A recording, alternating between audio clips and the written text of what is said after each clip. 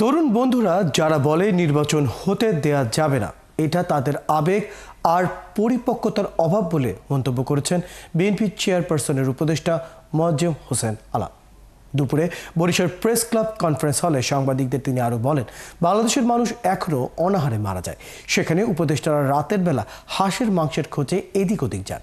তাই তাদের কথা কতটুকু গ্রহণযোগ্য তা বিচার সাপেক্ষ।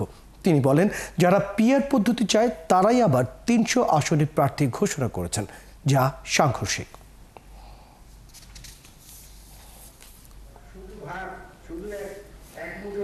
একটু পেঁয়াজ দিয়ে কিংবা একটু পানি দিয়ে কষলে খাবেন, তাও জোটে না।